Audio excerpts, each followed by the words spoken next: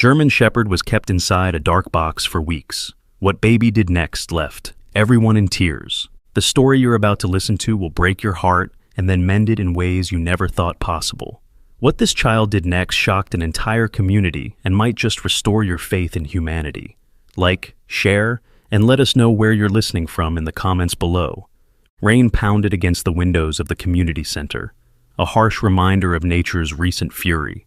5-year-old Noah pressed his small hand against the cold glass, watching rivulets of water race down like tiny rivers. 3 days had passed since the Millbrook flood forced hundreds of families from their homes, including Noah's. "Come away from the window, sweetie," his mother Sophia called, arranging a thin mattress on the floor of what used to be the center's gymnasium. "We need to get our sleeping area set up before dinner." Noah didn't move. His eyes remained fixed on the gray world outside, where emergency vehicles with flashing lights continued to patrol the devastated streets.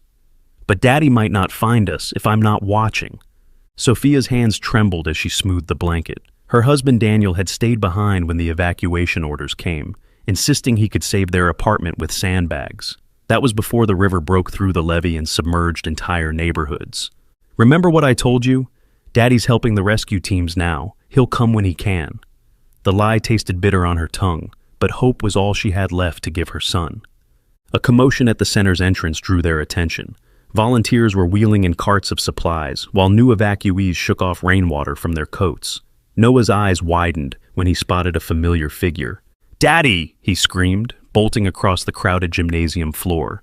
Daniel caught his son mid-leap, his clothes still damp, face etched with exhaustion.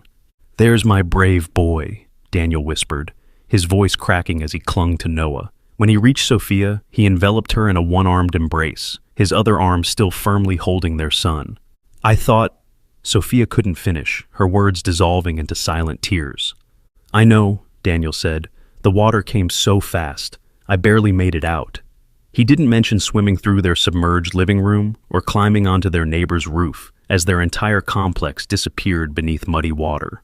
That night, the family of 3 huddled together on their makeshift bed, listening to the steady drumming of rain. Sleep came fitfully for the adults, but Noah drifted off, his small body finally relaxing after days of tension.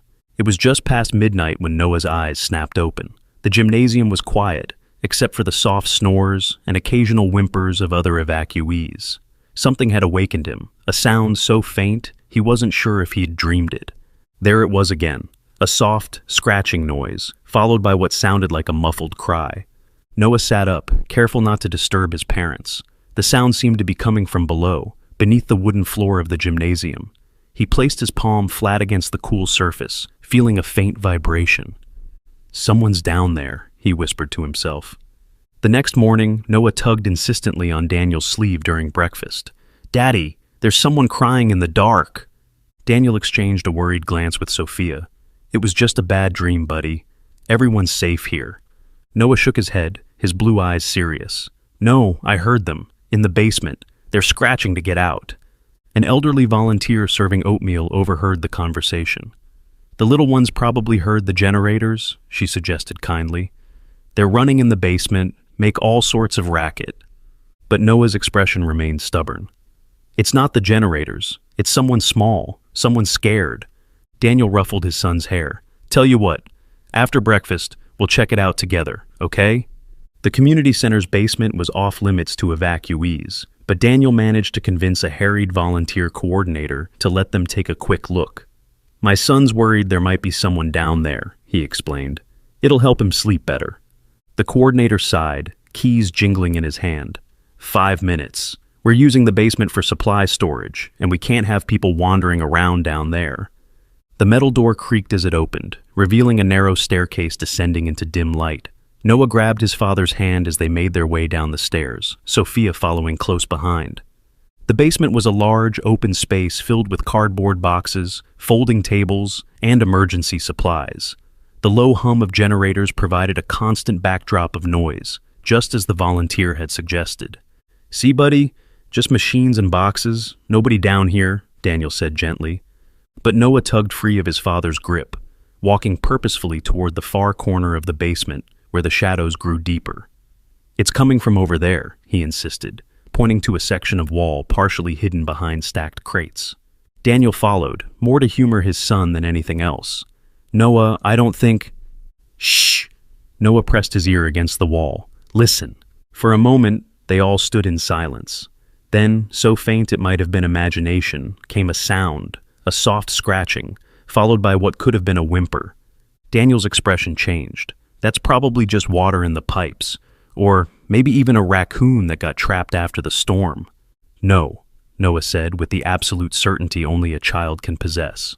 "Someone's crying for help." Back upstairs, Daniel reported what they had heard to the volunteer coordinator, who promised to have maintenance check for animals that might have sought shelter during the flood. Noah remained unconvinced, growing quieter and more withdrawn as the day progressed. That afternoon, rescue workers arrived with updates and news of recovery efforts. Noah listened intently as they described the ongoing cleanup. "We found an old storage container behind the Westfield garage," one worker mentioned to the group. "Thought someone might be inside, but it was just junk, probably washed up during the flood." Noah's head snapped up. "Where's the garage?" The worker glanced down, surprised by the child's intensity. "About 3 blocks from here, kid, but it's all closed off. Too dangerous with the structural damage." Later, as evacuees gathered for dinner, Noah picked at his food, his thoughts elsewhere. Sophia noticed his distraction. "What's wrong, sweetie? Not hungry?" "The crying is getting weaker," Noah said quietly. Daniel and Sophia exchanged concerned looks. "Noah, honey," Sophia began, "sometimes after scary things happen, our minds play tricks on us. It's okay to be afraid, but—" "I'm not making it up," Noah's voice rose, drawing stares from nearby tables. His cheeks flushed red with frustration. "Nobody believes me, but someone needs help. They're scared and hungry and all alone in the dark." Daniel placed a calming hand on his son's shoulder. "We believe you're hearing something," he said carefully, "but the rescue teams have checked everywhere. If someone needed help, they would have found them." Noah's bottom lip trembled. "They didn't check the right places. They don't know how to listen." That night, Noah lay awake long after his parents had fallen asleep. The crying in his head had grown fainter, more desperate. It tugged at him, a silent plea he couldn't ignore. Making a decision, he carefully slipped out from under his blanket. The gymnasium was dimly lit by emergency exit signs, casting long shadows across the sleeping forms of other evacuees. Noah navigated through the maze of makeshift beds, his heart hammering against his ribs. He knew what he was doing was wrong. His parents would be terrified when they discovered him missing, but the crying voice wouldn't let him rest. He reached the main doors, relieved to find them unlocked from the inside. The night air hit him with a shock of coldness, the rain having finally subsided to a light drizzle. Puddles reflected the moonlight that occasionally broke through the clouds, creating an eerie landscape of silver and shadow. Noah hesitated on the community center steps, suddenly aware of how small he was in this flooded world. But the crying came again, clearer now that he was outside, pulling him forward like an invisible string. 3 blocks. That's what the rescue worker had said. 3 blocks to the Westfield garage. Noah had walked these streets countless times with his parents, but never alone, never at night, and certainly never after a devastating flood. The familiar landmarks were distorted, trees uprooted, cars abandoned at odd angles, debris scattered like forgotten toys. He splashed through ankle-deep puddles, his sneakers quickly soaked through. The cold made his teeth chatter, but he pressed on, following both memory and the strange, compelling cry that seemed to grow more distinct with each step. Twice he had to detour around cordoned-off areas marked with caution tape, and once he froze as a police car slowly patrolled past, ducking behind a toppled mailbox until the lights disappeared around a corner. Finally, the hulking shape of Westfield Garage loomed before him. The building had partially collapsed on one side, its concrete facade cracked and crumbling. Warning signs prohibited entry, their red letters stark against yellow backgrounds. Danger, unsafe structure. Noah hesitated only a moment before slipping under the barricade. The crying was clearer now, a rhythmic whimpering punctuated by feeble scratching. It wasn't coming from inside the garage itself, but from behind it, where a chain-link fence separated the property from an overgrown lot. His small fingers worked their way through a gap in the fence, widening it just enough for his body to squeeze through.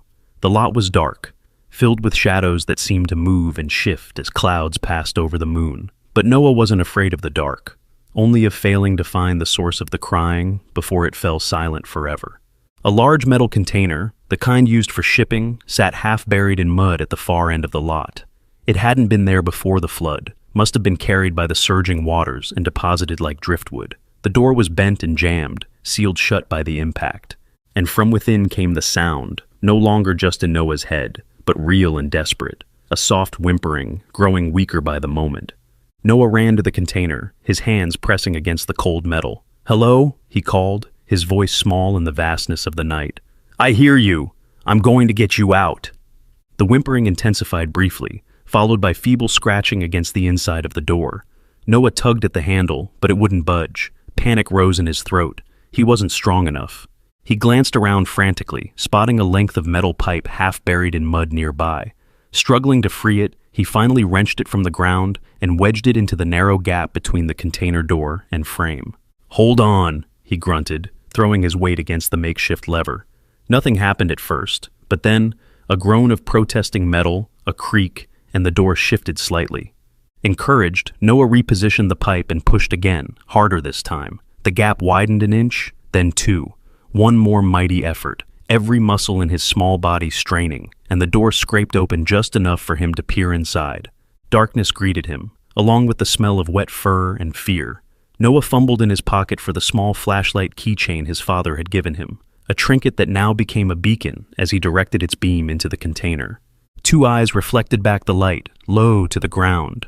A German Shepherd puppy, no more than a few months old, lay huddled in the corner.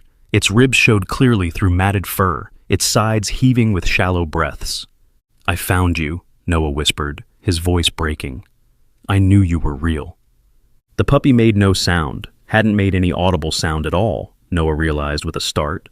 Yet he had heard its cries as clearly as if they'd been spoken words. He squeezed through the gap, rushing to the puppy's side. It didn't move as he approached, too weak even to lift its head. Gently, Noah stroked its dirty fur, feeling each rib beneath his fingertips. "It's okay now," he soothed. "I won't leave you in the dark anymore." The puppy's eyes, amber, with flecks of gold, fixed on Noah's face. A faint thump of its tail stirred the dirt. Outside, shouting voices carried on the night air. The search for him had begun. Soon flashlight beams crisscrossed the garage area, and the urgent calls of his parents echoed through the darkness. "Noah! Noah!"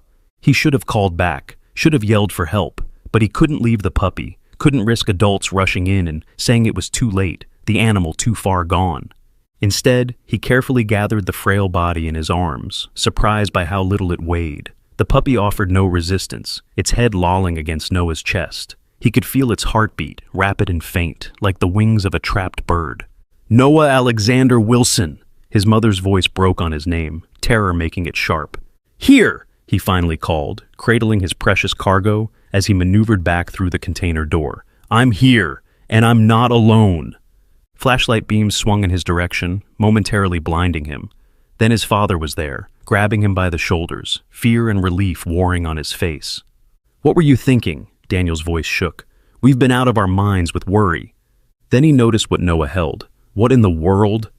"He was trapped," Noah explained, tears streaming down his face. "Nobody heard him crying but me. He was dying in the dark." Sophia pushed forward through the small crowd that had gathered. Rescue workers, police, volunteers from the shelter. Her face was pale with spent fear, but she didn't scold or grab. Instead, she knelt in the mud beside her son, looking at the barely breathing puppy in his arms. "Oh, Noah," she whispered, reaching out to touch first her son's wet cheek, then the puppy's matted fur. "How did you know?"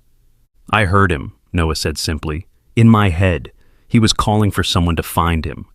A paramedic stepped forward, his expression serious as he took in the puppy's condition. "That dog needs medical attention right away. There's a mobile vet unit set up near the community center for displaced animals." "Please," Noah begged, looking up at his parents. "Please don't be mad. I had to save him." Daniel and Sophia exchanged a look, one of those silent communications that parents perfect. Then Daniel sighed, nodding slowly. "You shouldn't have run off alone," he said, his voice stern but gentling. "You could have been hurt, but—" He gazed at the puppy, then back at his son's tear-streaked face. "But I understand why you did." As they carried the puppy back toward help, a police officer approached them. That container wasn't there before the flood, he explained. Must have been carried from somewhere upriver when the water rose. Been sealed tight for at least 2 weeks, by my guess. 2 weeks? Sophia gasped, looking down at the emaciated animal. How could it possibly survive? The officer shook his head. There was some water inside from the looks of it.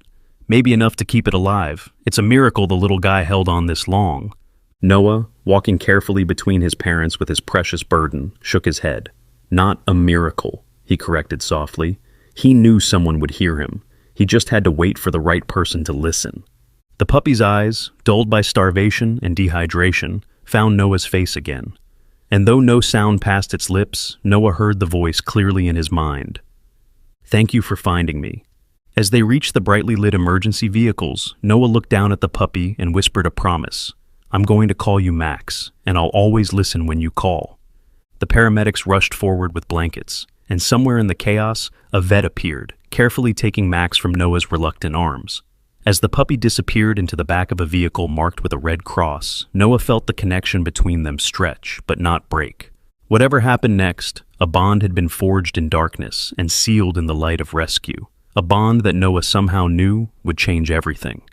Morning came with weak sunlight filtering through clouds, the storm finally surrendering to clear skies. Noah hadn't slept. How could he? Every time he closed his eyes, he saw Max's amber gaze, felt the frail body in his arms, heard the silent voice that had called to him through walls and darkness. Can we see him now? Noah asked for the third time as Sophia combed his hair, preparing for their meeting with the shelter coordinator. As soon as we're done here, she promised, though uncertainty shadowed her eyes. Daniel paced nearby, phone pressed to his ear. Yes, I understand the policy, he was saying, his voice strained, but this is an exceptional circumstance. A pause. No, we don't have documentation. Everything was lost in the flood. He ended the call with a frustrated sigh. Noah looked up at his father, understanding more than his parents realized. They don't want Max to stay with us at the shelter. It wasn't a question. Noah had heard the adults talking in hushed tones last night after they had thought he was asleep. The community center had strict rules, no pets allowed, disease control, limited space, allergies.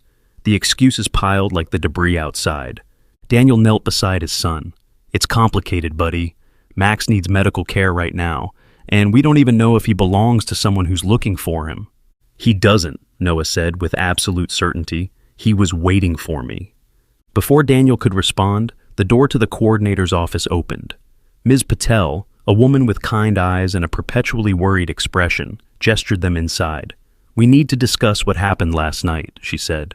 Noah endured 30 minutes of gentle but firm admonishment about the dangers of wandering off alone, especially during a disaster. He nodded at appropriate intervals, apologized when necessary, but his thoughts remained with Max. Can I see him now? He asked the moment Ms. Patel finished speaking. The adults exchanged glances, that secret language Noah was learning to decode. Concern, hesitation, resignation. The mobile vet unit is set up near the east entrance, Ms. Patel finally said. Dr. Reynolds says the puppy is stable, but... But what? Noah demanded, dread pooling in his stomach. He's very weak, Noah, Sophia explained gently. Dr. Reynolds is doing everything she can. They walked through the community center toward the east entrance, Noah practically running ahead. Outside, several white tents had been erected for emergency services. The smallest bore a hand-painted sign, Animal Rescue. Dr. Reynolds met them at the entrance, her scrub spotted with what Noah immediately recognized as Max's fur. You must be Noah, she said, crouching to his level. I hear you're the hero who found our patient. Is he okay? Noah couldn't mask the tremor in his voice. The vet's smile didn't quite reach her eyes. He's a fighter. Come see for yourself. Inside the tent, medical equipment beeped softly. Cages lined one wall, most empty. Few pets had been recovered since the flood. In the center, on a metal examination table, lay a small form under a warming blanket. Noah approached slowly, afraid of what he might see. Max looked even smaller in the harsh fluorescent light. His fur shaved in patches where IVs and monitors connected to his body. But his eyes, those amber eyes flecked with gold, opened when Noah drew near. Hey, Max, Noah whispered, reaching out tentatively. Dr. Reynolds nodded permission, and Noah gently stroked the dog's head. Max's tail made a feeble attempt to wag. "He's severely dehydrated and malnourished," Dr. Reynolds explained to the adults. "Based on his condition, I'd estimate he was trapped for at least 3 weeks." 3 weeks? Sophia gasped. "That's impossible. He couldn't survive that long without water." Dr. Reynolds shrugged. "There must have been some moisture in the container. Condensation, perhaps, or a small leak. It's the only explanation." Noah knew better. Max had survived because he had to, because he was waiting to be found, waiting for Noah. "Will he get better?" he asked, his fingers still gentle on the puppy's head. Dr. Reynolds hesitated.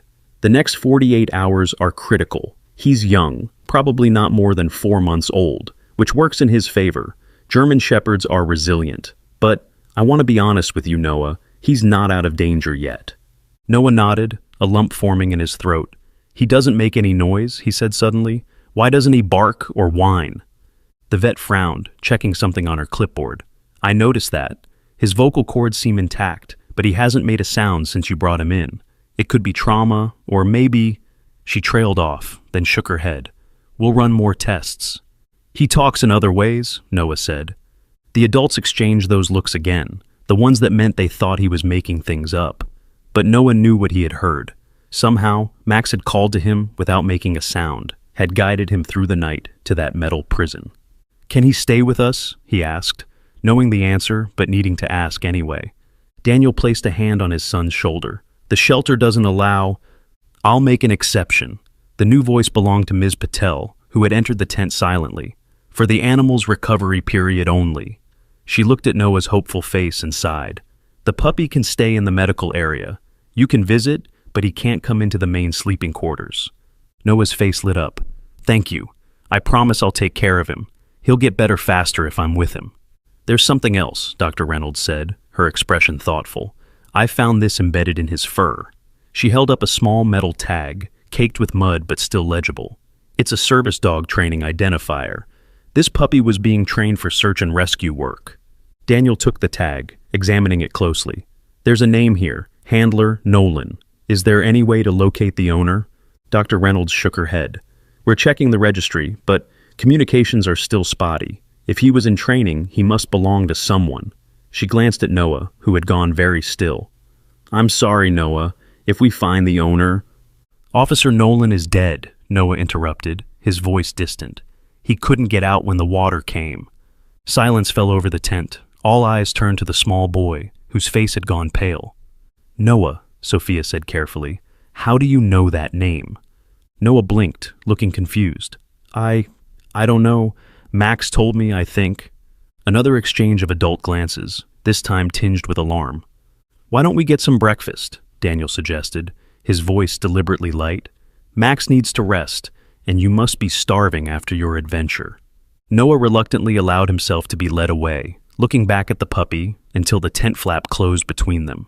The connection remained, a thin thread stretching from his mind to Max's. And along that thread came feelings, gratitude, fear, and something else. A warning. Throughout the day, Noah returned to the medical tent as often as he was allowed. Each time, Max seemed slightly stronger, his eyes brighter, his tail a bit more enthusiastic. By evening, he was able to lap water from a shallow bowl, though food still had to be administered through a tube. "That's my brave boy," Noah encouraged, sitting cross-legged beside the examination table where Max rested. Dr. Reynolds watched from across the tent, making notes on her clipboard. "He seems to respond well to you," she observed. "His vital signs improve when you're here." Noah nodded, unsurprised. "We understand each other." As twilight deepened outside, a commotion at the main entrance of the community center drew everyone's attention. Noah heard raised voices, the squelch of radio transmissions, the heavy tread of boots on linoleum. Daniel appeared at the medical tent, his expression grave. "They found a body near the old bridge," he said quietly to Sophia, unaware that Noah was listening. "They think it's Officer James Nolan, the canine trainer from the police department." Noah felt a chill run down his spine. How had he known? He looked at Max, whose eyes were fixed on him with an intensity that belied his weakened state. "He couldn't save me," came the voice in Noah's head. Not words exactly, but impressions. Images of a man in uniform, water rising fast, the metal container door slamming shut in rushing currents. "Noah, are you okay?" Sophia's concerned voice broke through his thoughts. He nodded mechanically. Can Max sleep next to my bed tonight? More adult glances, but this time, something had shifted. Perhaps it was the confirmation of Noah's inexplicable knowledge, or maybe just the undeniable bond between boy and dog. Whatever the reason, permission was granted. That night, Max lay in a small nest of blankets beside Noah's makeshift bed. The puppy was still too weak to stand for long, but he had managed to lap up a small amount of broth, progress that Dr. Reynolds called remarkable. Max, Noah whispered when the lights had been dimmed, and the communal sleeping area had settled into the rhythm of soft snores and shifting bodies. How did you know my name? How did I hear you when no one else could? The puppy lifted his head slightly, those amber eyes reflecting what little light remained. Connection, came the impression. Not a word, but a feeling, like puzzle pieces clicking into place, meant to find. Noah drifted to sleep with his hand dangling over the edge of his mattress, fingertips just touching Max's fur. His dreams were strange, water rushing, a man shouting, a metal door slamming. And through it all, a presence beside him, guiding him, showing him things he couldn't possibly know. He awoke with a gasp just before dawn, the dream still vivid in his mind. Max was awake too, watching him with those knowing eyes. You're trying to tell me something, Noah whispered. About Officer Nolan? The dog's tail thumped once against the blanket. A rescue worker entered the gymnasium, moving quietly among the sleeping evacuees. Noah recognized him, the same man who had mentioned the storage container the day before. Acting on impulse, Noah called him over. "Excuse me," he said softly, "did you know Officer Nolan, the one they found yesterday?" The man's eyebrows rose in surprise. "James? Sure, everyone knew him. Best canine trainer in 3 counties. He glanced at Max. "Is that why you asked about the container? You were looking for his dog?" Noah hesitated, uncertain how to explain. "Sort of. Did Officer Nolan live near here?" "Had a place by the river, one of the first to go under when the levee broke." The man's expression darkened. "James stayed behind to help evacuate his neighbors. That's the kind of guy he was." "Would you recognize his dog if you saw it?" Noah persisted. The rescue worker studied Max more carefully. James was training a new pup, German Shepherd, but it couldn't be.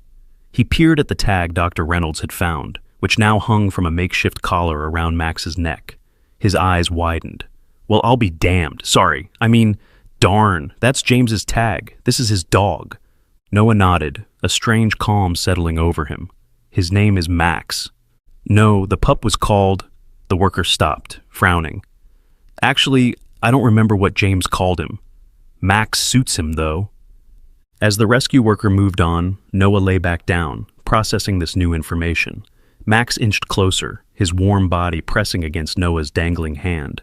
Safe now, came the impression. Together now. Yes, Noah agreed, sleep already reclaiming him. Together now. Always. When full morning arrived, Noah was surprised to find Max standing beside his bed, wobbly but upright. The puppy's recovery had accelerated overnight, astonishing Dr. Reynolds when she came to check on him. "I've never seen anything like it," she confessed, examining Max's improved vitals. "His blood work shows he's still severely malnourished, but his energy levels are those of a healthy puppy." "He had something to live for," Noah said simply. Throughout the day, news of the miracle puppy spread through the shelter. Children and adults alike came to visit, marveling at the dog who had survived weeks trapped in darkness. Max accepted their attention regally, but his eyes never strayed far from Noah. It was late afternoon when 2 police officers arrived at the community center, asking to speak with the family who had found Officer Nolan's service dog in training. They gathered in Ms. Patel's office, Daniel, Sophia, Noah, and Max, who refused to be separated from the boy. "We've confirmed the puppy's identity," the older officer said, his name badge reading Captain Martinez. "The microchip matches our records. This is definitely Nolan's dog." Noah's heart sank. He knew what was coming next. "Under normal circumstances, the animal would be returned to Officer Nolan's next of kin," Martinez continued. "However, we've learned that James had no immediate family. His emergency contact was the department itself." Hope flickered in Noah's chest. "Furthermore," Martinez added, consulting a folder, "according to Nolan's will, which was recovered this morning, any service animals in his care at the time of his death are to be placed with suitable handlers at the department's discretion." The second officer, A younger woman named Chen spoke up. James was very particular about his dogs. He believed they chose their handlers, not the other way around. She looked directly at Noah. From what we've heard, this puppy made his choice clear. Noah hardly dared breathe. Does that mean...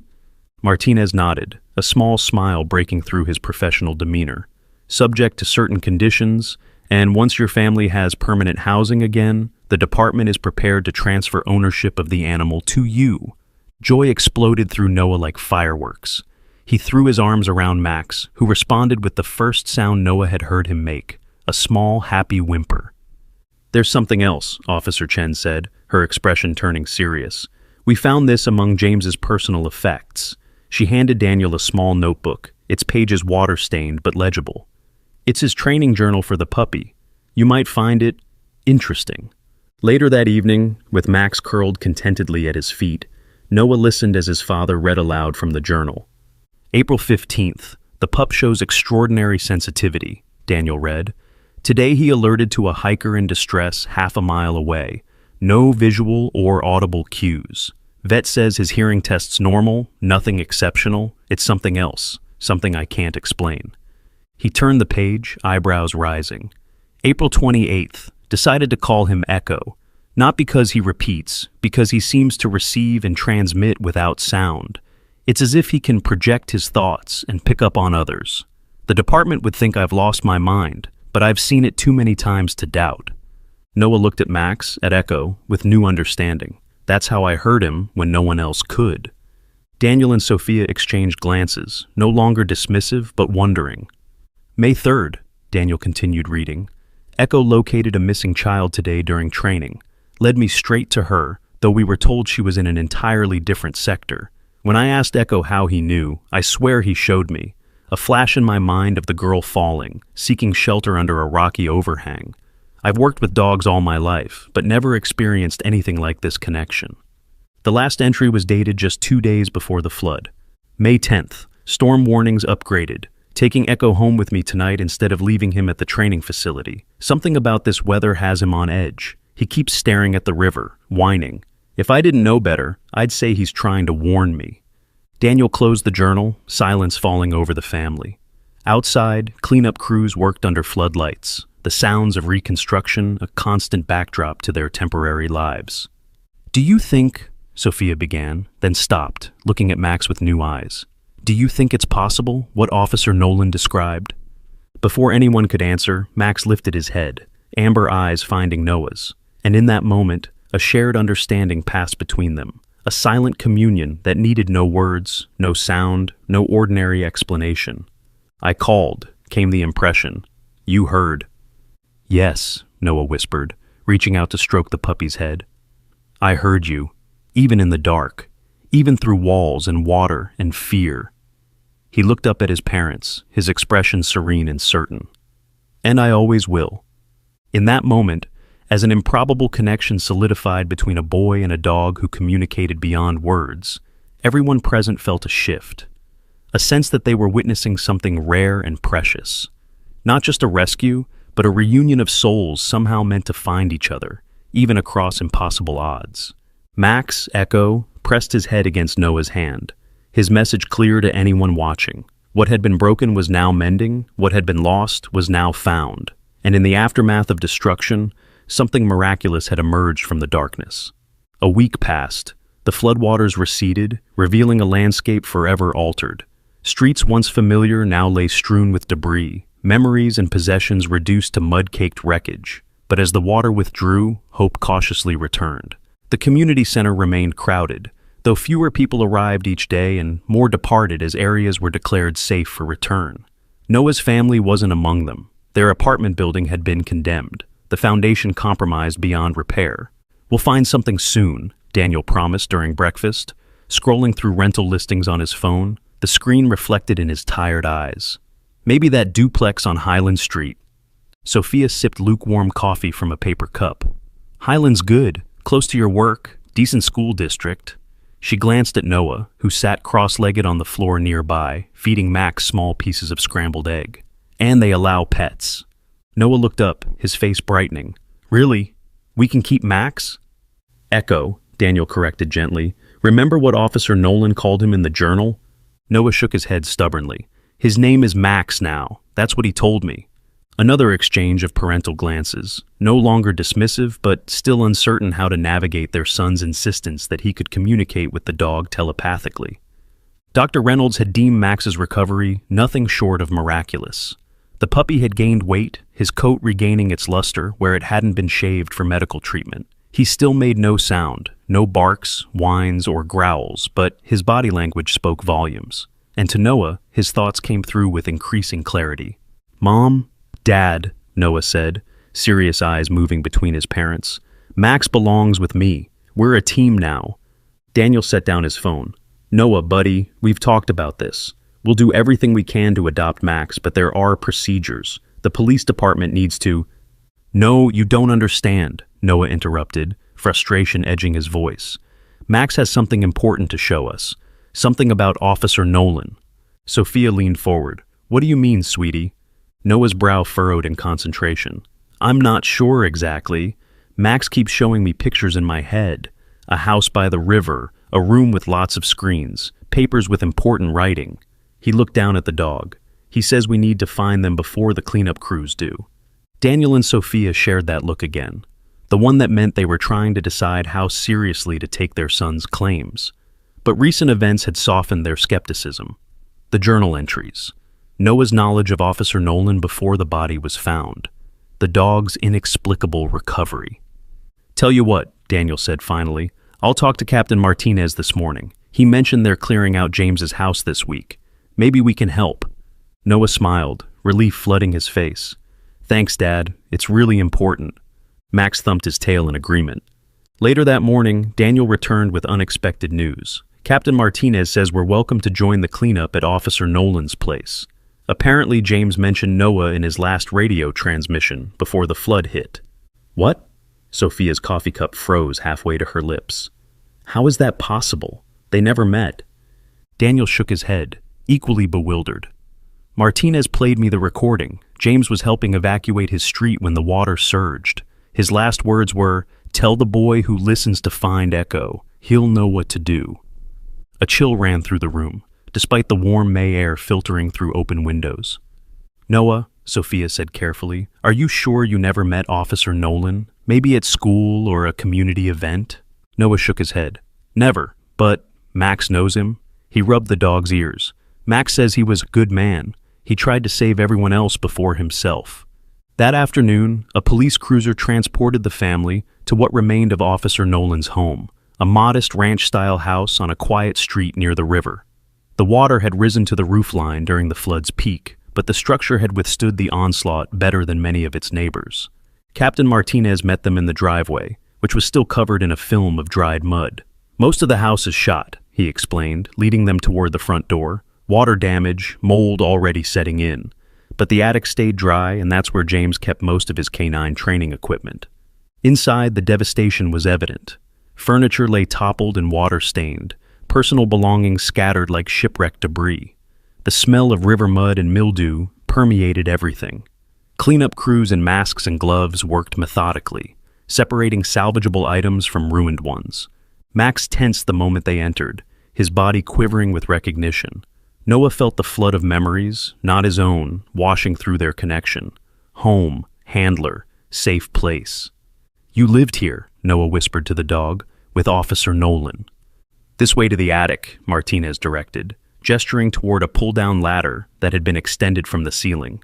Daniel helped Noah climb the steep steps, Max following closely behind. The attic space was surprisingly large and well-organized, with storage containers neatly labeled and stacked. Unlike the chaos below, this room remained untouched by the flood. Max moved immediately to a metal filing cabinet, pawing at the bottom drawer.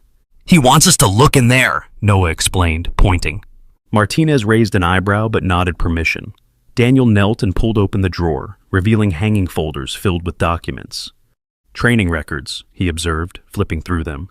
"Certification papers for previous dogs. Medical records."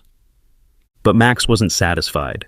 He nudged Noah's leg, projecting an image of something hidden behind the cabinet. "There's something else," Noah said. "Something behind there." Martinez looked skeptical, but helped Daniel move the heavy cabinet a few inches from the wall. Behind it, revealed by flashlight beam, was a small safe embedded in the wall. I didn't know about this, Martinez admitted. James never mentioned a hidden safe. Code is my birthday, came Max's thought impression. An image formed in Noah's mind, a small tag with numbers. I think the code is Max's birthday, Noah suggested. Is there a dog tag or something with a date on it? Martinez pulled out his phone, scrolling through notes. According to the microchip registration, Max, was born January 8th this year, so 010824.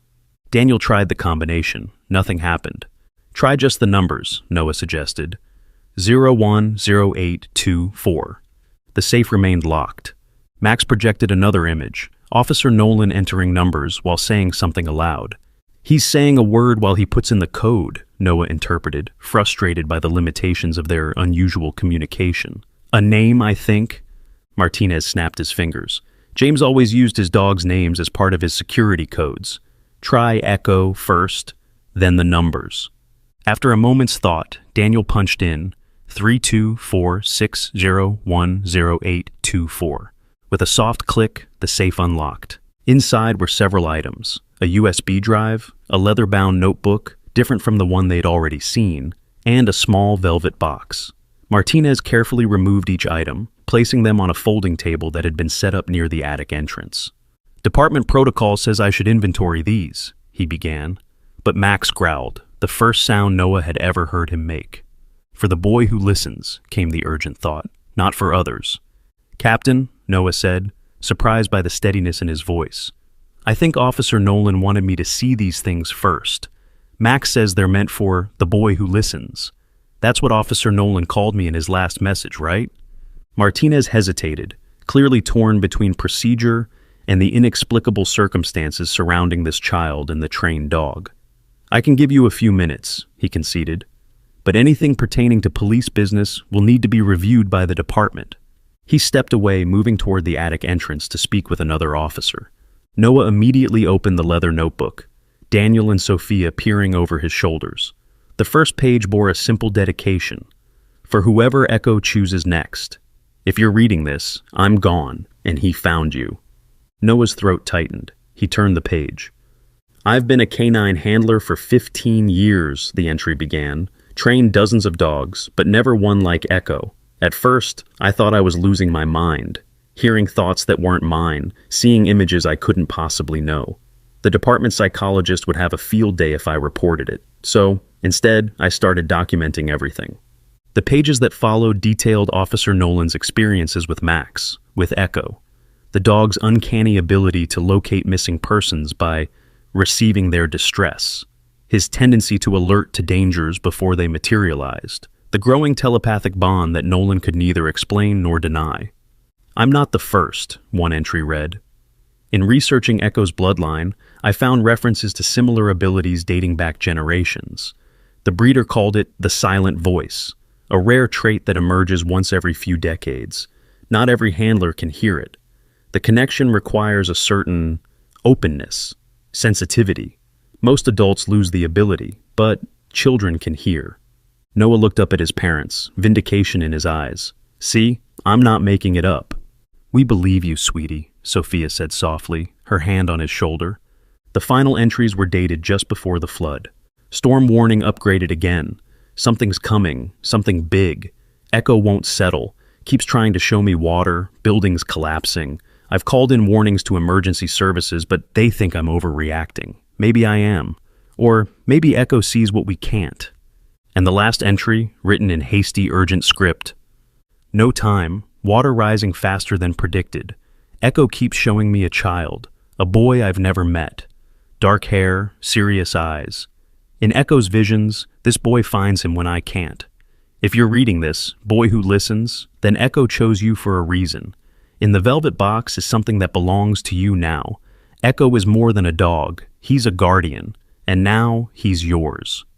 Noah's hands trembled as he reached for the small velvet box. Inside lay a silver medallion on a chain, engraved with a pattern of concentric circles resembling sound waves, and at the center, a perfectly rendered ear. The listener's medal, Daniel read from a small card tucked inside the box, awarded to those who hear what others cannot. Max nudged Noah's arm gently. Put it on. Noah slipped the chain over his head, the medallion resting against his chest. The metal felt unusually warm. Now we are truly connected, came Max's thought, clearer than ever before. Now I can show you everything. Show me what? Noah whispered. The others, the ones still waiting to be found. A rapid series of images flashed through Noah's mind. Other animals trapped by the flood, people stranded in collapsed buildings, a child huddled in an air pocket beneath debris, all waiting, calling silently for help. Noah gasped, overwhelmed by the sudden influx of information. There are more, he said urgently to his parents. More people and animals trapped. Max can hear them. Captain Martinez had returned and overheard the last part. What do you mean, son? Max can sense others in trouble, Noah tried to explain. Like how he called to me when he was trapped. There are more people out there, people the rescue teams haven't found. Martinez's expression wavered between doubt and desperate hope. 7 people remained unaccounted for in the flood's aftermath, despite days of searching. Can you? Martinez hesitated, clearly struggling with what he was about to ask. Can you tell us where they are? Noah looked to Max, who sat alert, head tilted as if listening to distant voices. I can show you, came the thought, but we must go together. Noah nodded, decision made.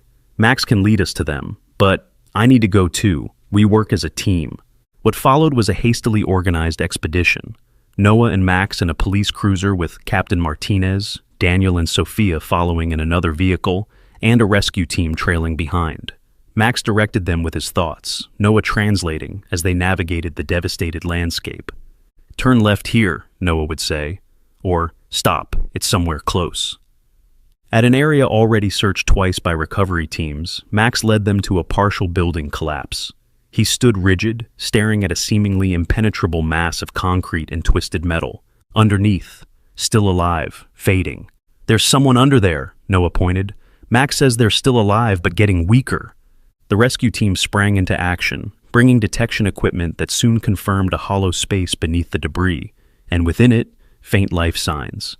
8 hours of careful excavation revealed a middle-aged woman, dehydrated and injured, but alive in a pocket of air that had saved her when her laundromat collapsed. The dog knew, she whispered, when she was finally pulled free. I kept dreaming about a dog calling to me, telling me to hold on. By day's end, Max and Noah had led rescue teams to 3 survivors and the remains of 2 others who hadn't made it, all in locations previously searched and cleared. The news outlets dubbed them The Boy Who Listens and His Miracle Dog, broadcasting their story nationwide. Back at the community center that evening, exhausted but fulfilled, Noah sat with Max on his cot, while Daniel and Sophia spoke with relief coordinators about housing options. We did good today, Noah murmured, stroking Max's fur. This is just the beginning, came the response. We were meant to find each other, to help others. Noah fingered the medallion around his neck. Officer Nolan knew, didn't he? He knew you'd find me. Max's amber eyes gleamed in the dim light. He saw it in dreams, the connection, the boy who would hear when no one else could. I miss him, Noah admitted, surprising himself. I never met him, but I feel like I knew him. You do know him. Max shifted, resting his head on Noah's lap. Through me, through memories. His courage lives on. Noah was quiet for a moment, processing this. Max, he finally asked, do you ever see him, like his spirit or something? The dog's eyes met his, a current of understanding passing between them. Sometimes, in dreams. He wears a long coat against the rain. He watches over us. A shiver ran down Noah's spine. Not fear, but wonder. The man in the raincoat, he whispered, the image suddenly clear in his mind. A tall figure, face kind but serious. A dark raincoat glistening with droplets that never seemed to dry. Yes, Max's tail thumped once against the blanket. He has messages sometimes, things he wants you to know. Like what? Like where to find the others who need us, the special ones. Special ones? Dogs like me, children like you, the ones who can hear the silent voice. Noah felt a strange tingle of anticipation, as if standing on the threshold of something vast and unknown. There are others like us? Scattered, waiting to be found, connected by the thread that binds all who listen beyond sound. A volunteer approached, carrying a tray with dinner. Noah accepted it absently, his mind still processing Max's revelation.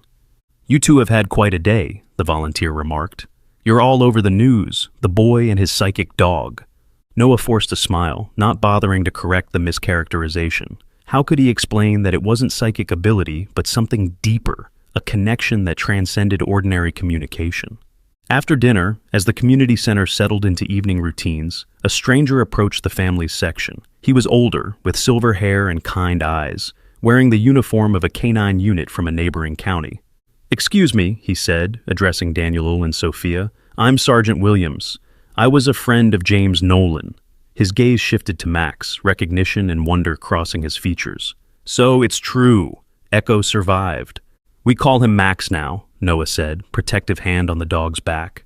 Williams nodded respectfully. "May I?" he asked, gesturing toward Max. Noah hesitated, then nodded permission. The sergeant knelt, examining Max with professional appreciation. "James told me about this pup," Williams said quietly. "Said he was special, different from any dog he'd trained before." He looked at Noah. "And he mentioned you too, not by name, but he said Echo was waiting for someone, a child who could hear what others missed." Noah's hand unconsciously touched the medallion beneath his shirt.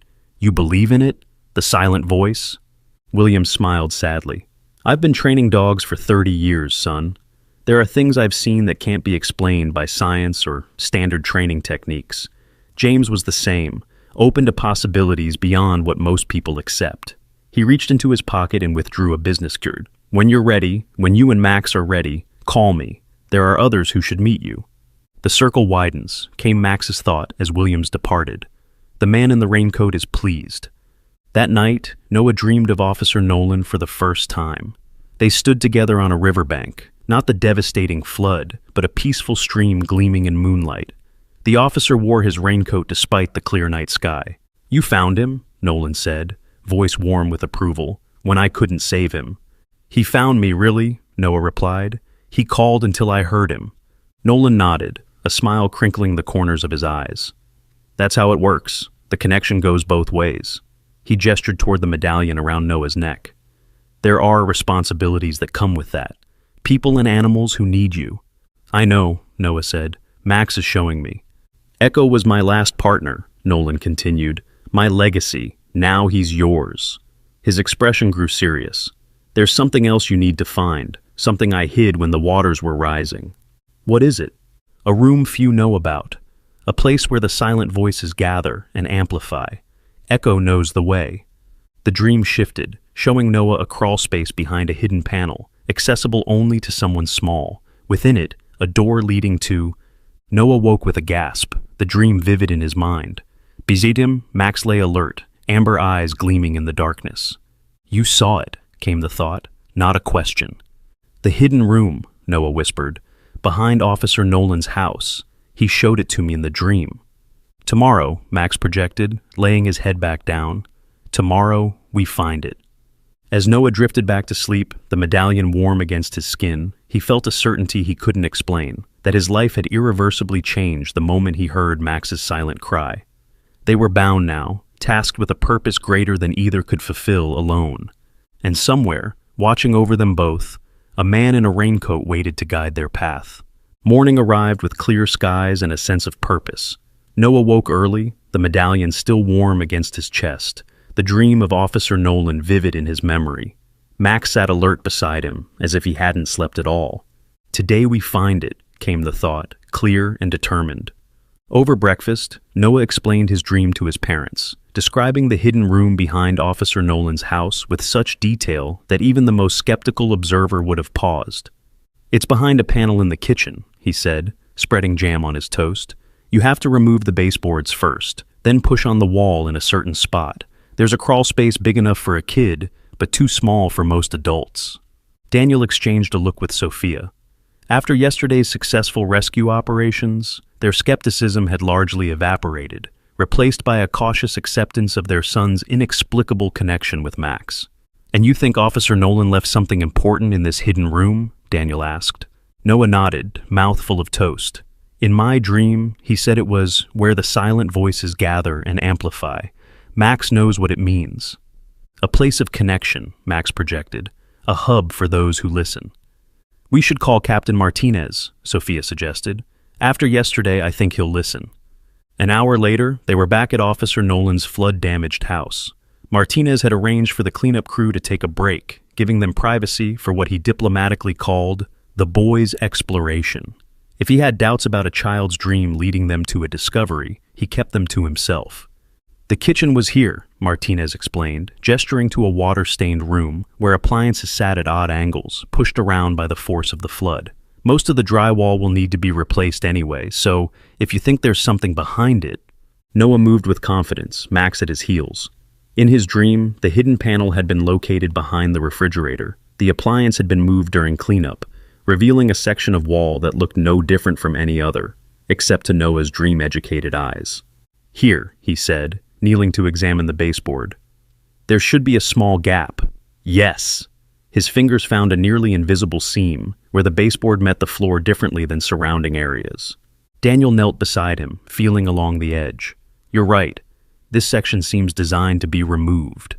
With gentle pressure, the baseboard panel popped free, revealing a recessed handle. Noah pulled, and a 2-foot square section of wall swung outward like a tiny door. I'll be damned, Martinez muttered, then quickly apologized for his language. Beyond the opening lay a narrow passage, a crawl space running between walls, just as Noah had seen in his dream. It was dirty and cobwebbed, but untouched by floodwater due to its elevation. It's too small for adults, Noah said, peering into the darkness. Max and I need to go alone. Predictably, this suggestion met with parental resistance. Absolutely not, Sophia began. We don't know if it's structurally sound or... I can fit, Daniel interrupted, getting down on his hands and knees to assess the opening. After a moment, he shook his head. No, it's too narrow for my shoulders, but, Noah... I have to go, Noah insisted. Officer Nolan showed me this for a reason. After further negotiation, a compromise was reached. Noah would enter the crawl space with Max, wearing a helmet with a mounted light borrowed from the rescue team. A rope would be tied around his waist, with his father holding the other end. If anything felt unsafe, he would tug twice and be pulled back immediately. Be careful, Sophia whispered, adjusting the helmet on Noah's head. No unnecessary risks.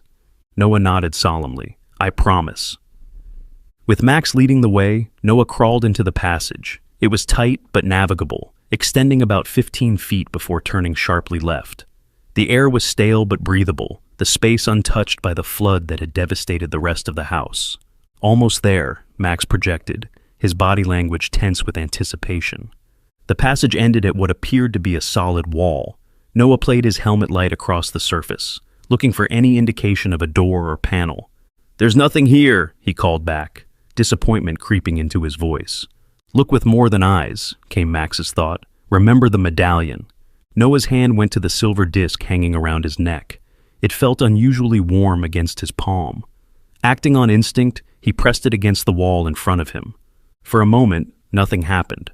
Then a soft click sounded, and a section of wall, professionally camouflaged to match its surroundings, swung inward. Whoa, Noah breathed. Beyond lay a small room, perhaps 8 feet square, untouched by the flood and time. The walls were lined with acoustic panels, giving it the feel of a recording studio. Computer equipment sat on a desk along one wall, alongside multiple monitors currently dark without power. Filing cabinets occupied another wall, while a third held what appeared to be specialized radio equipment. Most striking, however, was the center of the room. There, a raised platform held a circular cushion, clearly a dog bed, surrounded by a ring of peculiar devices that resembled satellite dishes, all pointed inward. I found it! Noah called back, his voice echoing strangely in the acoustically engineered space. It's like a secret command center or something! Max padded directly to the circular dog bed, turning in place before settling into a position that seemed familiar to him. The moment he did, Noah felt a strange sensation, a humming vibration from the medallion against his chest, and a sudden clarity to Max's projected thoughts. This is where we trained, came the impression, stronger than ever before, where Officer Nolan helped me focus the silent voice. Noah moved to the desk, examining the equipment. Without power, the computers remained silent, but a waterproof case tucked underneath caught his attention. Inside, he found USB drives, each labeled meticulously. Echo, Training Session 1, Echo, Range Test, Echo, multiple subject test. "Dad," Noah called. "I think I found recordings of Max's training." On another shelf, he discovered a notebook, a detailed log of experiments and training sessions. Flipping through it revealed Officer Nolan's methodical documentation of Max's unusual abilities. Echo successfully detected emotional distress in Subject C, located in the basement 2 floors down, without auditory or visual cues. Range, approximately 30 meters through multiple barriers. Echo alerted to Subject E's negative emotional state, fear response induced by controlled stimulus, from a distance of 100 meters in open field conditions. No line of sight, no auditory cues possible. Breakthrough: the amplification array increases Echo's receptive range by approximately 300%. With the array active, he detected Subject A's location while blindfolded from a distance of 0.5 kilometers. Noah looked up at the satellite-like devices surrounding Max's cushion. "The amplification array," he murmured. "That's what these are for." As if in response to his words, the medallion against his chest grew warmer. Max lifted his head, amber eyes fixed on Noah with preternatural intensity. "Put it in the center," came the thought. "Complete the circuit." Noah hesitated, then removed the medallion from around his neck. At the center of the circular dog bed was a small depression that seemed perfectly sized for the silver disc. He placed it there, then stepped back. Nothing happened at first. Then, despite the lack of electrical power in the house, tiny lights on the amplification array began to glow, faint at first, then brighter. A low hum filled the room, more felt than heard. Max stood, body tense, head raised as if listening to distant voices. Noah felt it too, a sudden expansion of awareness, as if his consciousness had stretched beyond the confines of his body. Whispers filled his mind, not words but impressions, emotions, calls for help, some faint, some stronger, human and animal alike, connected by a common thread: need. "Now you understand," Max projected, the thought crystal clear amid the symphony of silent voices. "This is what I hear always, what Officer Nolan helped me filter and focus." "It's overwhelming," Noah whispered, steadying himself against the desk as the voices threatened to drown his own thoughts. "You learn to control it," Max assured him, "to listen selectively, to hear what matters most." The humming increased in pitch, the lights on the array growing brighter. The voices in Noah's mind clarified, resolving into distinct impressions, each a beacon of emotion calling across distance. One voice rose above the others, familiar somehow, though Noah couldn't place it. A presence that felt like Officer Nolan, but different, younger, connected to him in some undefined way. "She is important," Max projected. Another listener. "She needs to be found." "Who?" Noah asked, struggling to focus on the specific impression. Before Max could answer, the humming abruptly ceased. The lights on the array dimmed and went dark. The medallion, when Noah retrieved it from the center of the cushion, felt cool against his palm. "What happened?" he asked.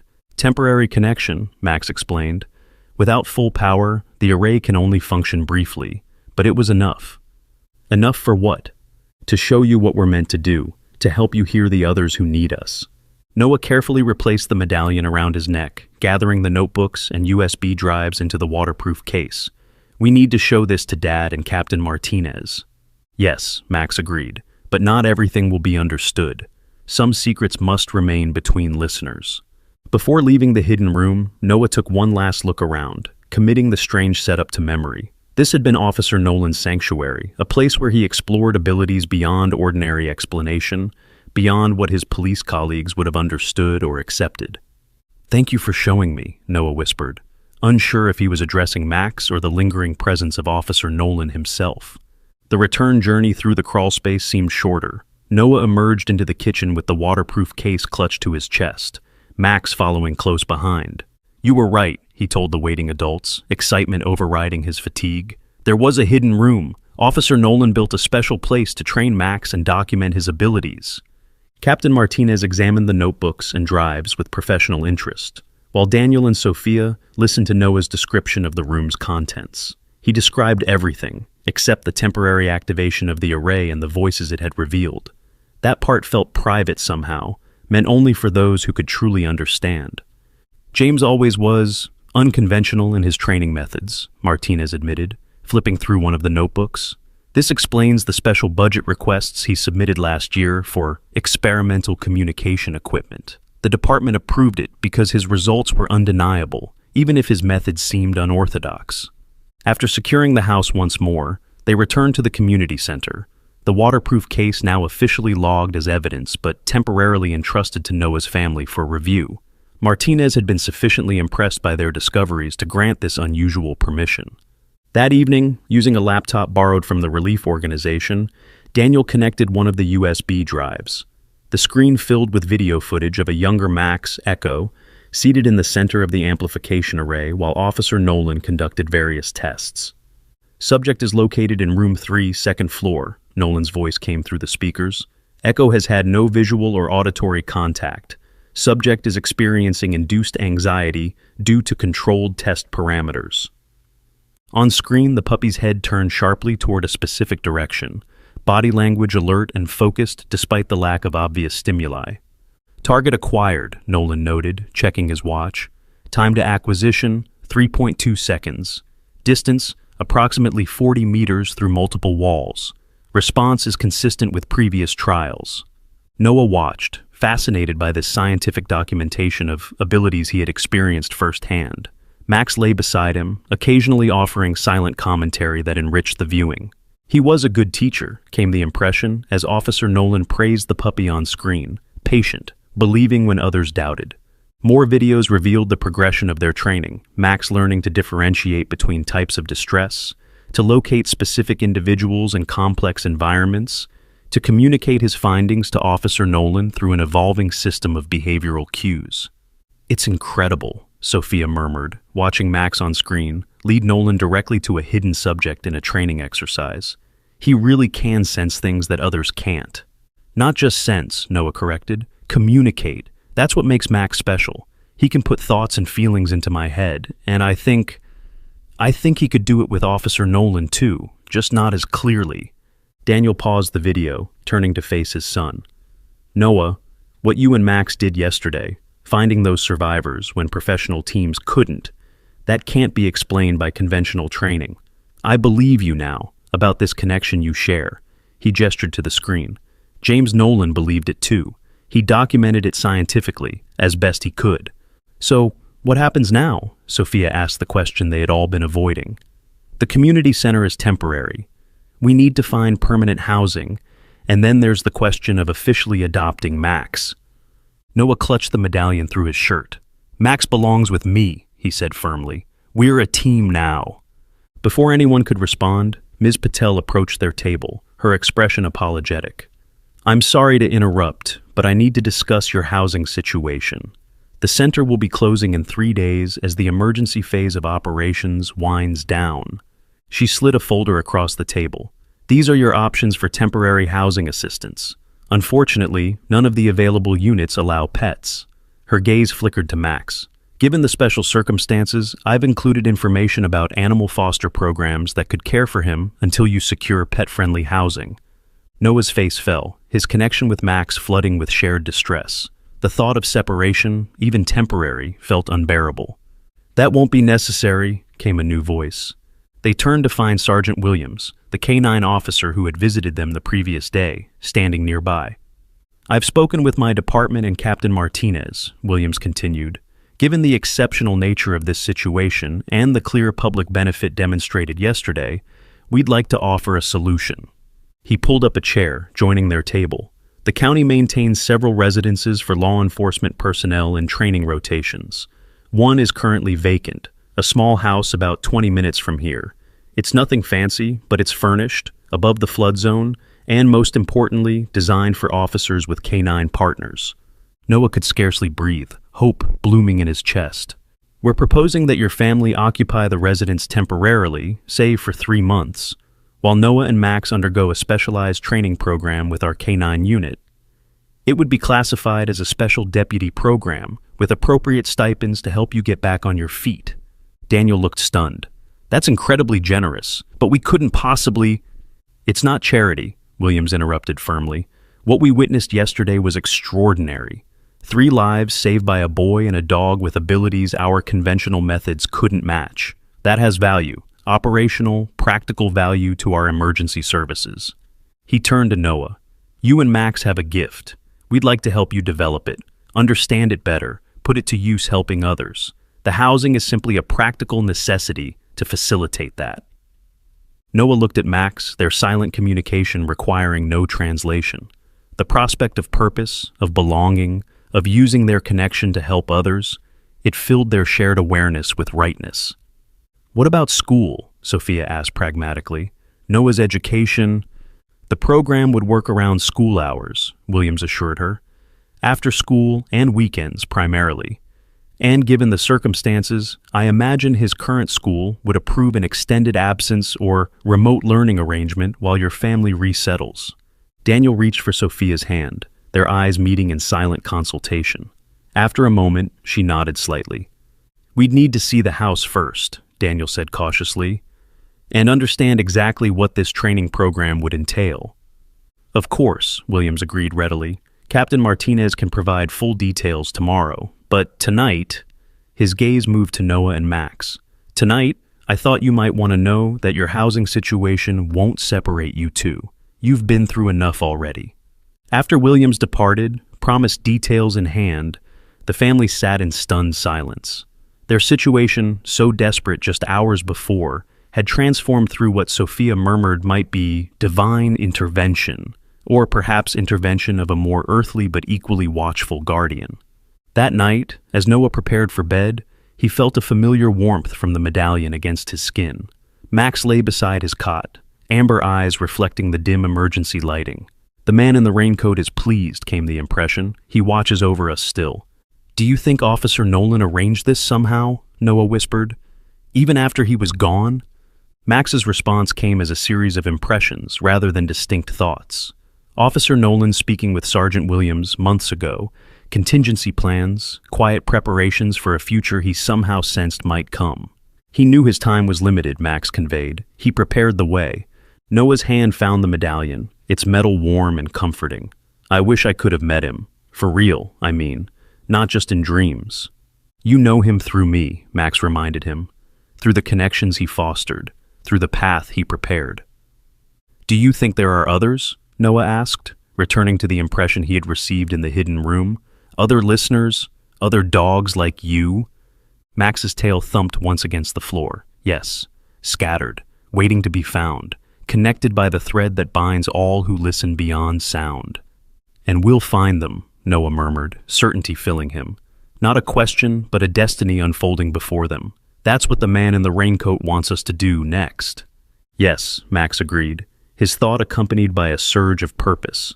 But first, we learn, we train, we grow stronger together. As sleep claimed him, Noah's dreams were filled with silent voices calling across distance. Some in distress, some in greeting, all connected by an invisible web that he was only beginning to perceive. Among them, watching over all, moved a tall figure in a raincoat that never quite dried, guiding, protecting, preparing the way for what was to come. The next morning, while his parents consulted with Captain Martinez about the details of Williams's offer, Noah sat with Max in a quiet corner of the community center. The medallion hung visible outside his shirt now, a symbol of an identity he was gradually accepting. I've been thinking, he said quietly to Max, about what we're supposed to do, about being listeners. Tell me, Max encouraged, head tilted attentively. It's not just about rescues, is it? Not just finding people trapped or lost. It's bigger than that. Max's amber eyes seemed to glow with approval. Yes, much bigger. The silent voice. It's a way of connecting what's broken, bridging gaps between people and animals, between those who need help and those who can provide it. Noah's young face grew serious beyond his years. There are lots of ways to be lost, lots of ways to need rescue. Yes, Max agreed. Officer Nolan understood this. It's why he searched for someone who could hear beyond his own limitations. Why he prepared for a time when he would be gone. Noah absently stroked the medallion. We're part of something bigger, aren't we? Something that was happening before us and will continue after. Rather than answering directly, Max shared an impression, a network of connections spanning time and space, listeners and their companions working in quiet harmony, guided by those who had gone before, preparing the way for those yet to come. It was overwhelming and comforting at once. this sense of belonging to something larger than himself. Noah felt simultaneously very small and immensely important, a single thread in a vast tapestry, yet essential to its pattern. "I'm ready," he said finally, a quiet determination settling over him. "Whatever comes next, whatever we're supposed to do, I'm ready." Max pressed against his side, their connection humming with shared resolve. Together, came the thought. Always together. From across the room, Noah caught his parents watching him, their expressions a mixture of wonder, pride, and lingering concern. They were part of this journey too, he realized. Not listeners in the same way, perhaps, but essential supporters of the path unfolding before him. Soon they would leave this temporary shelter. Soon they would begin a new chapter in the house prepared for them, training, learning, growing into the role that Officer Nolan had envisioned. And beyond that, the silent voices waited, some in need, some in greeting, all connected by a bond that transcended ordinary communication. Noah smiled, hand resting on Max's head, the medallion warm against his chest. Whatever came next, they would face it together. The boy who listened, and the dog who called to him through darkness, bound by a connection that even death could not sever. And somewhere, watching over them both, a man in a raincoat smiled in approval. 3 months passed like a dream, a time of transformation and growth. The small house provided by the police department became home, its walls adorned with Noah's drawings of Max and certificates from their training sessions. The modest backyard, fenced and secure, offered Max space to run while Noah completed his schoolwork through a remote learning program. The training itself was unlike anything the county's K-9 unit had seen before. Sergeant Williams had assembled a small, dedicated team, officers sworn to confidentiality about the true nature of the program. On paper, it was classified as experimental communication techniques for search and rescue operations. In practice, it was an exploration of abilities that defied conventional explanation. Noah and Max thrived under this structured development of their gifts. Each day brought new challenges, exercises to extend the range of their telepathic connection, tests to refine Max's sensitivity to different emotional states, training to help Noah filter the overwhelming input when their abilities were at full strength. Most remarkable was the medallion, the listener's medal that Officer Nolan had left for Noah. Through careful experimentation, they discovered its properties. It served as both amplifier and focus for their unusual connection, growing warm when important communications were being transmitted, cooling when silence was needed. "It's like an antenna," Noah tried to explain to his parents one evening after a particularly successful training session. "It helps tune in the silent voices, makes them clearer." Even more intriguing were the components salvaged from Officer Nolan's hidden room. Williams had arranged for the amplification array to be secretly reconstructed in a secure facility at the K-9 Training Center. Powered and properly calibrated, it expanded Max's receptive range exponentially, allowing him to detect distress signals from miles away. September arrived with cooling breezes and the gradual restoration of normalcy to the flood-ravaged community. Noah's family had settled into their temporary home, Daniel finding work at a construction company rebuilding the town, Sophia taking a position at the emergency management office, her experience during the disaster proving invaluable to recovery planning. But normalcy for Noah and Max now included their special role. Chiefs they had been called upon for official search operations. Once to locate an elderly man with dementia who had wandered into dense woods. Once to find a child who had become separated from a hiking group in the state park. Both missions successful, both officially attributed to advanced K-9 tracking techniques. The unofficial truth remained known only to a select few. On a golden afternoon in late September, Noah sat on the back porch steps, Max beside him, both enjoying the warm sunlight. The medallion hung openly around Noah's neck now, no longer a secret but a badge of office, a symbol of responsibility. "We're getting better at this," Noah remarked, scratching Max behind the ears. "Williams says we're already outperforming his best tracking teams." Max's tail swept the wooden steps in acknowledgement. "We are meant for this work," came his thought, clear and confident. "The connection grows stronger with use." Noah nodded, having accepted the reality of their telepathic communication as simply part of his new normal. "I've been thinking about something," he said after a moment's hesitation. "About the other listener we sensed that day in Officer Nolan's secret room. The girl." Max's ears perked forward, his amber eyes fixing on Noah's face. Do you think we could find her? If we use the amplification array at full power? Perhaps, Max allowed. But finding is not the same as connecting. She must be ready, open to the possibility. Like I was, Noah mused. Yes, you heard me when no one else could because you were open to hearing. Not everyone listens for the silent voice. Before Noah could respond, the medallion against his chest grew suddenly warm. Max stiffened, head turning toward the east, body language shifting to high alert. Something comes, he projected, the thought tinged with unease. What's wrong? Noah asked, immediately concerned. He'd learned to trust Max's warnings without question.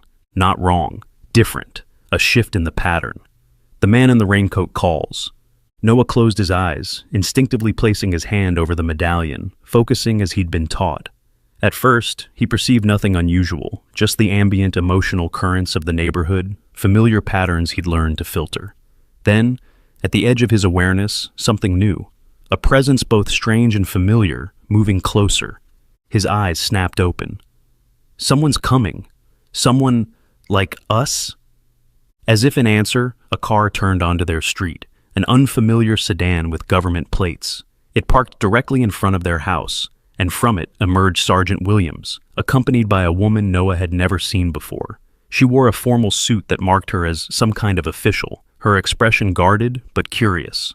Most striking, however, was the child who emerged from the back seat, a girl about Noah's age, with serious eyes and a determined set to her jaw. And at her side, alert and watchful, patted a border collie whose intelligent gaze immediately found Max. Connection, came Max's thought, vibrating with recognition. Another pair, another team. Noah stood, the medallion now almost hot against his skin. An inexplicable certainty filled him. This meeting was no coincidence but a convergence long prepared. "Noah," Sergeant Williams called as they approached the yard, "there's someone I'd like you to meet." Introductions were made on the front lawn. The woman was Dr. Eleanor Reed, a behavioral scientist with a specialized government program. The girl was Lily Chen, 12 years old, recently relocated from Arizona, following what was diplomatically termed an incident involving her dog, Scout. Lily and Scout have been demonstrating some unusual abilities, Dr. Reed explained carefully, her eyes taking in the medallion hanging openly around Noah's neck.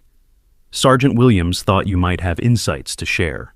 Noah and Lily regarded each other with the wariness of children meeting for the first time, yet underlaid with a current of recognition that transcended ordinary acquaintance. Meanwhile, Max and Scout circled each other in a silent communication that needed no human interpretation. "You can hear him, can't you?" Noah asked directly. "In your head. Scout talks to you without making sounds." Lily's eyes widened slightly, her guard dropping for the first time. "How did you know?" "Because Max talks to me too." "I told you," Williams said to Dr. Reed, satisfaction evident in his voice. "They're part of the same phenomenon, just like James Nolan theorized." While the adults moved to the porch to discuss implications and possibilities, Noah led Lily to the backyard, their dogs following close behind. Away from adult supervision, the children's natural curiosity quickly overcame lingering hesitation. "When did it start for you?" Lily asked, sitting cross-legged on the grass. Hearing Scout. Noah settled beside her. "During the flood.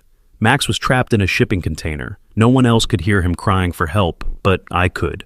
He touched the medallion absently. "What about you?" "Last year, there was a fire in our apartment building.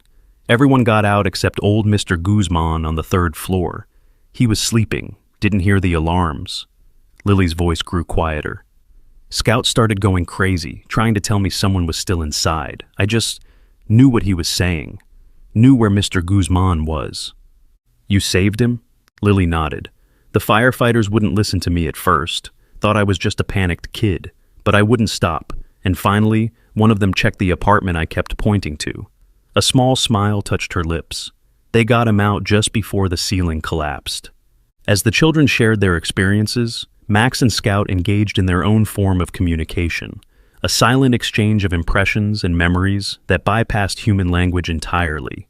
Occasionally, fragments of this exchange reached Noah through his connection with Max, images of other dogs, other listeners, scattered across time and distance. "There are more of us, aren't there?" Noah asked. voicing the realization that had been building since their meeting with Williams 3 months ago. Dr. Reed says there have always been people who could communicate with animals in special ways, Lily confirmed. But it's rare, and most people either hide it or don't understand what's happening. Until now, Noah said, the weight of the medallion suddenly significant. Until someone decided to bring us together. Lily's expression turned thoughtful. Dr. Reed mentioned someone named Nolan, said he was the first to document the connection scientifically to prove it wasn't just coincidence or good training. Officer Nolan, Noah corrected softly.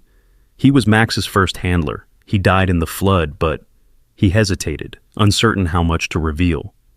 Sometimes I still see him, in dreams, wearing a raincoat. Rather than skepticism, Lily's face showed recognition. I see a woman, she admitted, older, with silver hair. She shows me things about Scout, about our connection. Dr. Reed says she was a famous animal behaviorist who first identified the silent voice phenomenon back in the 1970s. The afternoon sun cast long shadows across the yard as their conversation deepened, each revelation building a bridge between their separate experiences. They discovered shared challenges, the overwhelming nature of unfiltered emotional input, the responsibility of abilities others didn't understand, the struggle to balance normal childhood with extraordinary perception.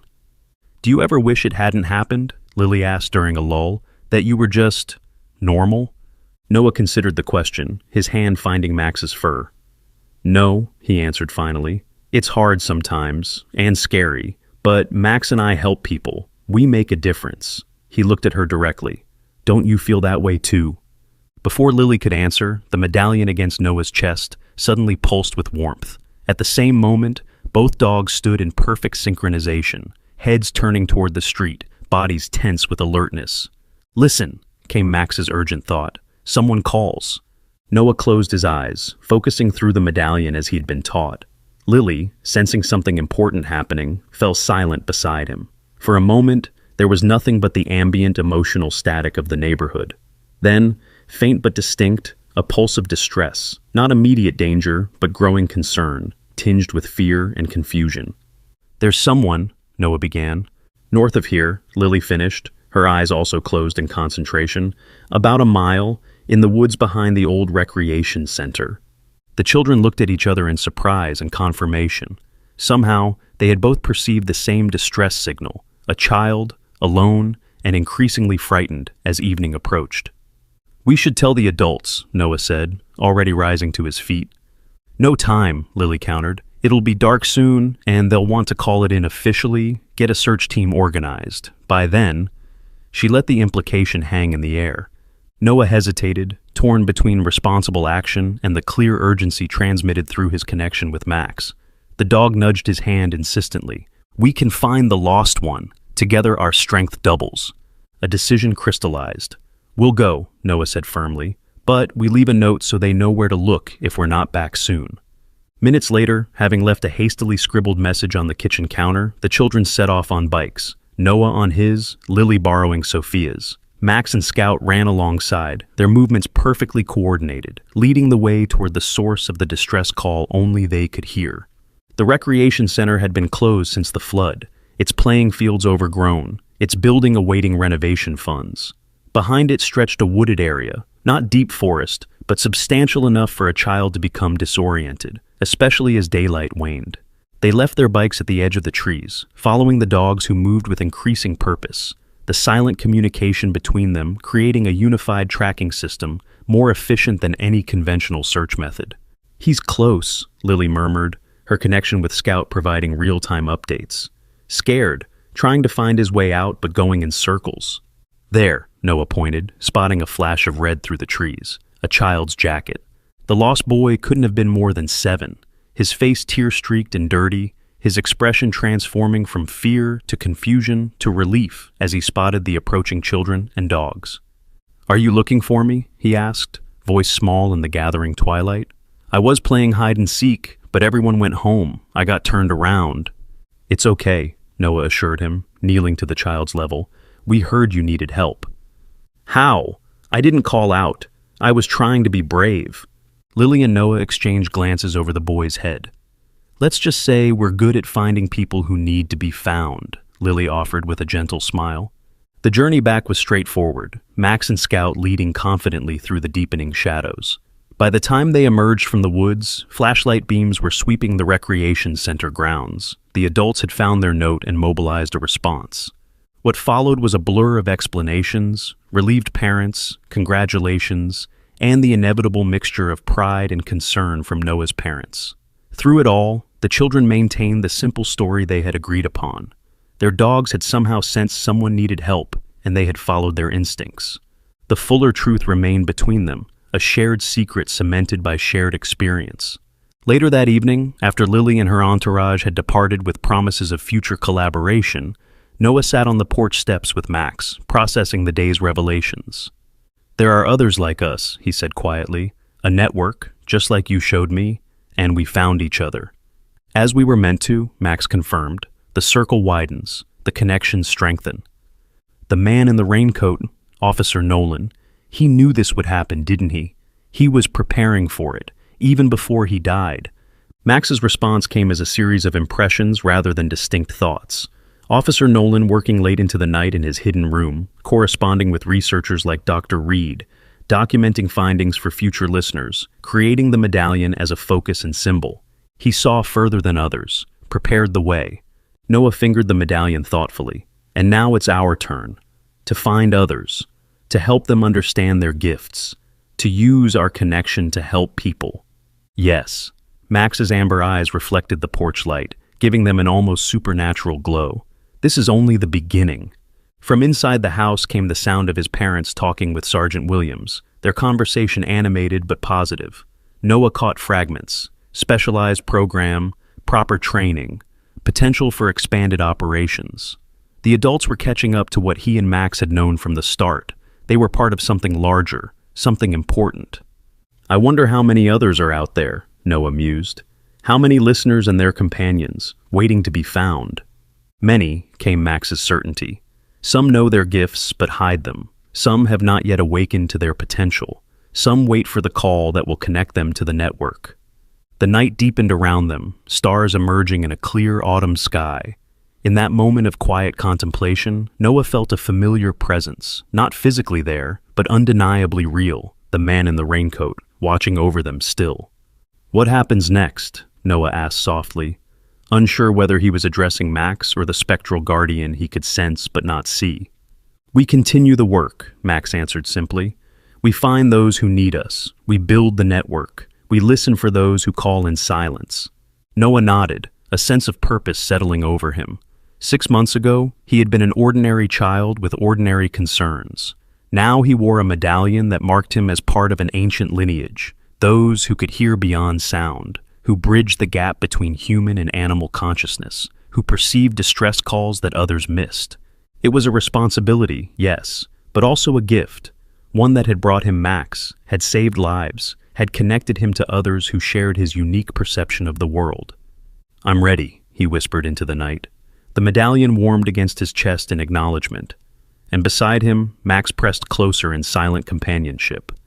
As if in answer to his declaration, a faint impression touched Noah's mind, distant yet distinct, a silent voice calling across miles of darkness. Not urgent distress, but a tentative reaching out, like a hand extended in greeting, or a question asked in hope of response. Noah looked at Max, who had already risen to his feet, amber eyes fixed on the eastern horizon. "You hear it too?" "Yes." The dog's tail swept once in confirmation. Another listener awakens, testing their connection for the first time. "Where?" "Far, but not beyond reach."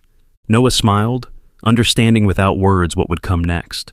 Tomorrow they would speak with Williams and Dr. Reed. Tomorrow they would begin planning the next phase of their journey, reaching out to this new listener, offering guidance, expanding their growing network. "Who's next, Max?" he asked softly, echoing the words from Officer Nolan's notebook. Max's ears pricked forward, his gaze still fixed on the distant horizon, as if already tracking the silent voice calling to them through the night. "We will find them together," came his certainty, "as we found each other." Noah placed his hand on Max's head, the connection between them humming with shared purpose and unspoken understanding. The medallion warmed against his chest, not in warning, but in promise, a reminder of the legacy they now carried forward. And somewhere beyond ordinary perception, a man in a raincoat smiled in approval, his work continued by those who had learned to listen when the world was silent. Across town, in her temporary lodging, Lily sat with Scout beneath a window open to the same starlit sky. Her fingers traced the outline of a small wooden carving she'd been given by the silver-haired woman in her dreams. A simple ear, exquisitely detailed, mounted on a leather cord. "I felt them connect to someone new," she whispered to Scout. "Noah and Max reaching out." Scout's intelligent eyes met hers, his thought clear in her mind. The circle grows, as it was meant to. Will we see them again soon? Yes, our paths are now joined. The listening network reawakens. Lily smiled, hanging the wooden ear around her neck, where it settled comfortably, already warming to her touch.